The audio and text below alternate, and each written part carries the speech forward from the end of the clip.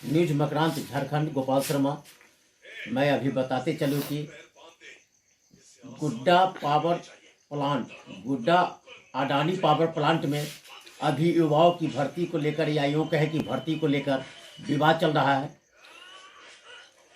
गुड्डा के पुरैयाहाट विधानसभा के विधायक प्रदीप यादव के अनुसार अडानी पावर प्लांट प्रबंधन ने ऐसी व्यवस्था की है कि झारखंड के युवाओं को, विशेषकर गुड्डा के स्थानीय युवाओं को किसी भी परिस्थिति में वहाँ काम नहीं मिले, वहाँ रोजगार नहीं मिले, उनको सर्विस नहीं मिले, उनकी नियुक्तियाँ नहीं हो।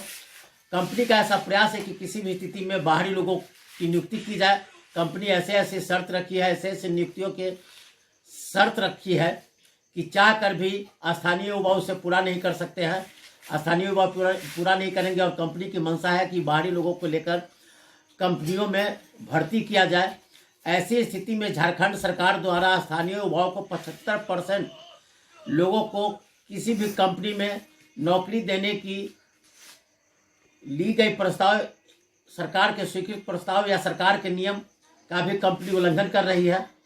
और इतना ही नहीं, पहले तो कंपनी, श्री यादव ने मीडिया से बात करते हुए कहा कि पहले कंपनी का प्रयास था कि गुपचुप तरीके से बहाली कर लिया जाए और इसके लिए 4 नवंबर को बहाली की तिथि घोषित की गई थी। लेकिन उसे गुड्डा डीसी को जो ही जानकारी मिला, उन्होंने उस नियुक्ति पर रोक लगा दी और अगली तिथि 7 नवंबर घोषित किया।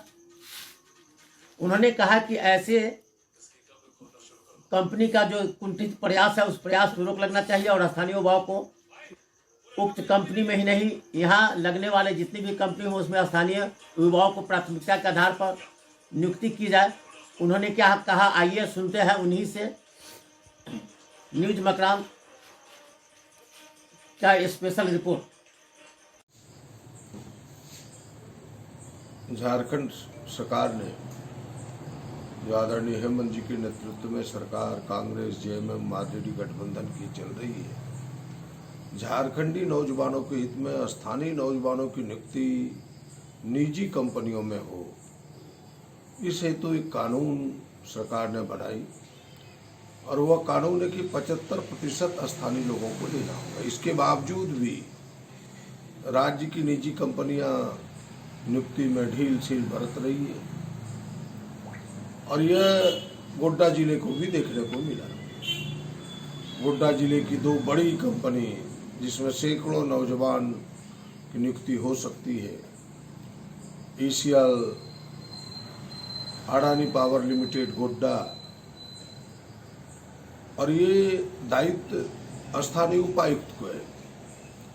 इसलिए हमने पिछले दिनों उपायुक्त से इस पर पहल करने को कहा था और उन्होंने पहल भी की। जल्दीबाजी में अडानी कंपनी ने बिना समय दिए ही पहले नियुक्ति का तिथि निकाल दिया। नौजवानों को इसकी जानकारी भी नहीं थी। वो चाहते थे कि हमारी सीटें खाली रह जाए और फिर हम बहाना करके बाहर के लोगों को ले लें।